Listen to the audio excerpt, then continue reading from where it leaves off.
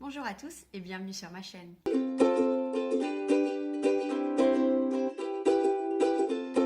Donc aujourd'hui on va faire un update lecture et je vais vous présenter Ready Player One d'Ernest Cline, Hollow City, le tome 2 de Miss Peregrine et les enfants particuliers de Ransom Riggs, Rien ne s'oppose à la nuit de Delphine de Vigan et D'après une histoire vraie de Delphine de Vigan.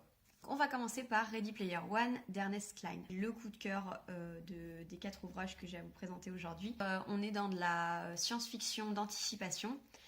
On est en 2044 et la Terre est complètement surpeuplée, il n'y a plus assez de ressources pour tout le monde. Donc, pourtant, on a une réalité virtuelle qui a pris le pas sur la réalité de cette époque, qui s'appelle Oasis, et dans lequel on peut complètement recommencer à zéro, se forger une nouvelle vie, une nouvelle personnalité. On va suivre Wade, qui est un jeune gunter. Donc en fait, les gunters, c'est ceux qui ont voué leur vie, on va dire, ou au moins leur profession, à la recherche des indices laissés par Halliday, donc les créateurs d'Oasis, qui a laissé comme testament une espèce de chasse au trésor. Donc tous les indices sont cachés dans l'Oasis et celui qui trouvera le dernier indice gagnera le pouvoir de gérer Oasis par lui-même et surtout toute la fortune personnelle de Halliday. Donc c'est quand même un sacré prix. Donc on suit Wade qui va tomber sur le premier indice et donc qui va relancer la chasse au trésor. Adoré, mais vraiment adoré ce livre, je peux que vous conseiller.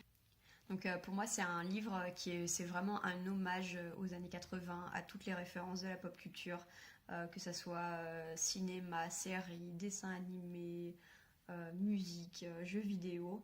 Il n'y a pas besoin d'être geek pour lire ce livre. Personnellement, je connais pas très bien cette époque puisque j'étais pas encore née, mais il y a beaucoup de références qui sont ancrées dans notre enfance ou dans notre adolescence et qu'on va aimer retrouver.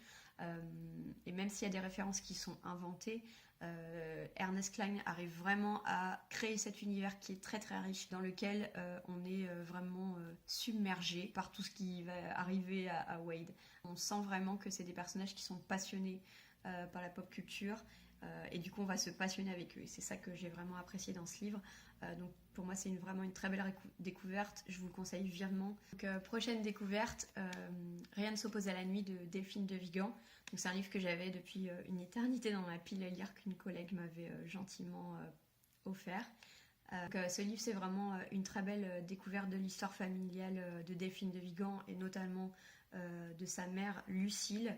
Donc encore une fois, on est toujours avec cet auteur entre fiction et réalité, donc on ne sait pas vraiment si elle parle de sa mère ou si c'est un personnage inventé. Dans tous les cas, on est vraiment à fond dans cette histoire familiale. Ça traite de sujets assez durs comme la maladie mentale, notamment la bipolarité dont souffre sa mère, viol ou l'inceste, une famille où d'extérieur tout semble tout rose. Il y a toujours des non-dits et qu'est-ce qui m'a plu, c'est que j'ai été complètement embarquée par l'histoire. C'est les émotions du personnage principal, notamment lorsqu'elle voyait les accès de folie de sa maman. On n'est que touché par cette histoire. C'est très difficile de rester à distance. Vraiment, je vous le conseille. Je vous le conseille notamment avant la lecture d'après une histoire vraie. Alors les deux romans peuvent se lire complètement indépendamment, il n'y a aucun souci. Toutefois, je trouve que ce livre donne beaucoup de contexte à D'après une histoire vraie. En tout cas, celui-là, je vous le recommande à 1000%. C'était presque un coup de cœur. Donc celui-là, je l'ai mis 4.5. Voilà. La prochaine lecture, donc un peu comme une évidence face à ce que je viens de vous dire, c'est D'après une histoire vraie de Delphine de Vigan. Donc j'avais vraiment adoré la plume de l'autrice dans Rien ne s'oppose à la nuit et j'ai eu envie du coup de poursuivre mon aventure avec elle. Donc D'après une histoire vraie, on suit l'histoire d'une autrice qui s'appelle Delphine. Voilà. Est-ce que c'est l'autrice ou pas, ça c'est très compliqué de le savoir. Donc elle a beaucoup de mal à se remettre du succès de son précédent ouvrage. Et donc on est avec une autrice qui est un peu au bord de la dépression, de la rupture. Elle n'est pas bien du tout et elle n'arrive pas à se remettre à écrire. Et à côté de ça, on est face à une amitié naissante entre Delphine et elle, donc juste elle, point. Et elle arrive un petit peu comme un cheveu sur la soupe. Moi, j'ai vu cette amitié, évidemment, avec mon œil inquisiteur. J'ai aimé ma lecture, mais j'ai quelques points de réticence. J'ai beaucoup aimé les deux personnages, que ce soit Delphine ou elle. J'ai trouvé qu'ils étaient très profonds, très recherchés. Et évidemment, j'ai adoré la plume de l'auteur. Donc on est complètement emporté avec les personnages.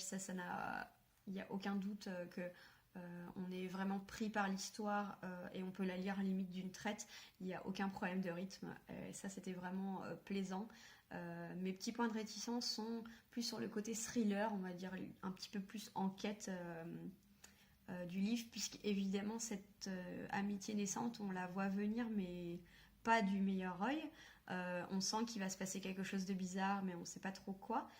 J'ai poursuivi ma lecture avec vraiment un œil très très critique. Du coup, j'ai un petit peu deviné la fin à la moitié du roman, ce qui m'a un petit peu gâché les rebondissements finaux.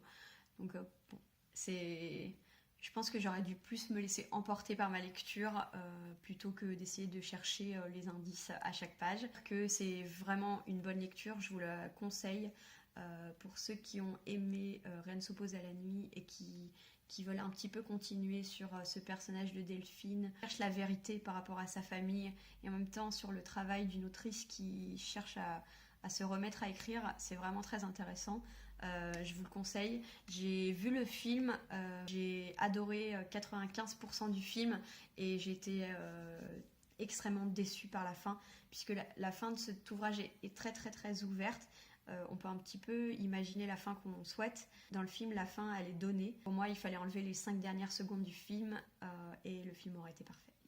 Donc voilà, je pense que je vais continuer avec mes lectures des filles de Vigan les prochains mois, notamment No et moi qu'on m'a beaucoup recommandé. Dernière lecture pour aujourd'hui, le tome 2 des Miss Peregrine et les enfants particuliers, donc Hollow City de Ransom Riggs.